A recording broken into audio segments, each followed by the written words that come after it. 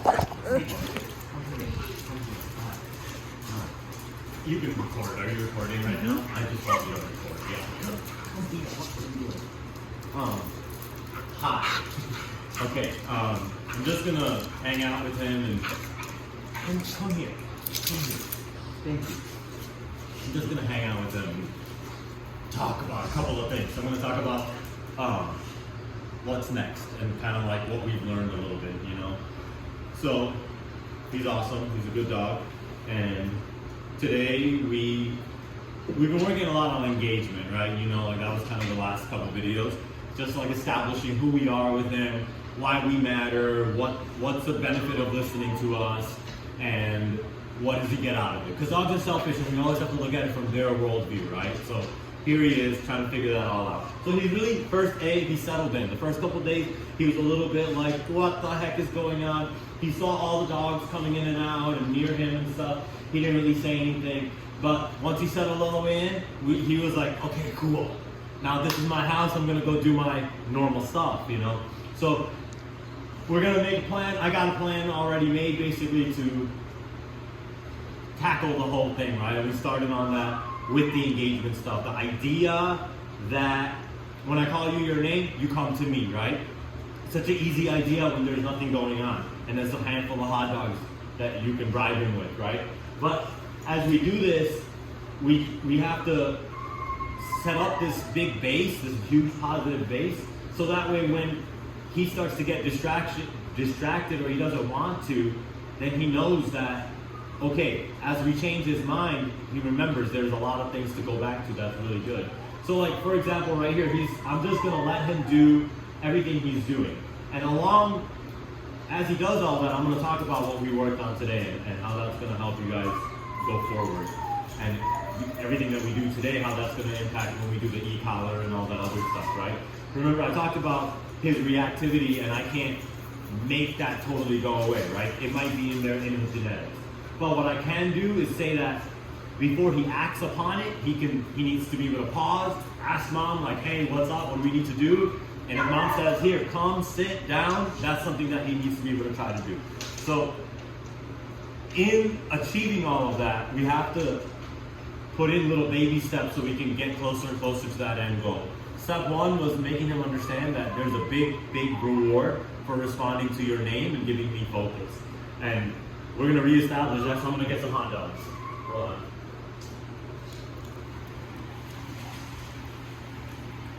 Hi. Yes. Thanks. Good job. Yeah, good boy. Good boy. Here you go.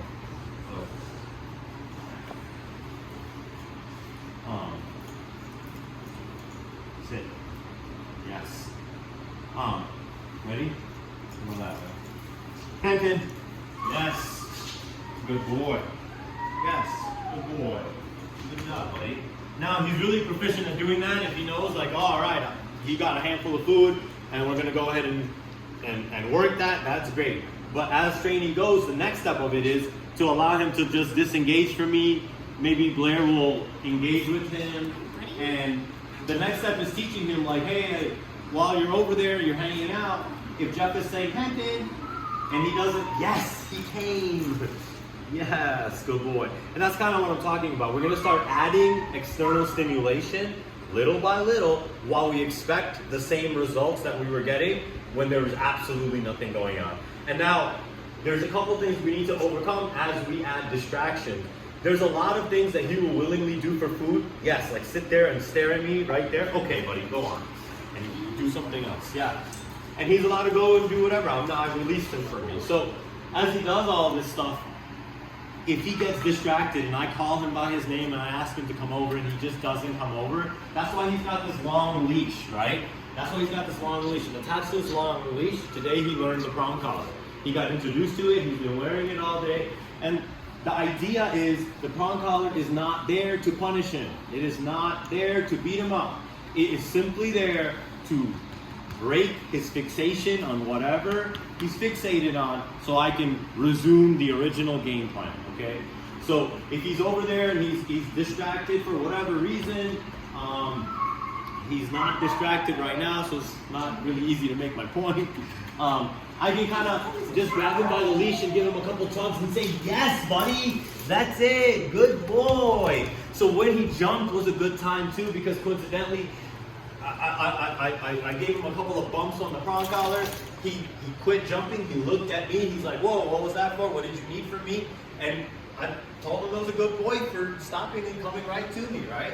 And that's the idea. It's like we stopped and averted a negative behavior gently, and then all of a sudden he did the right thing, and I was able to reward him for his right action. And the guidance part is squeezed in between a lot of positive motivation that begins the whole process, and for making all the right choices, he's absolutely going to get rewarded really positively every single time, right? So I hope I'm coming across clear. It's kind of hard to do it in a freestyle kind of a mode.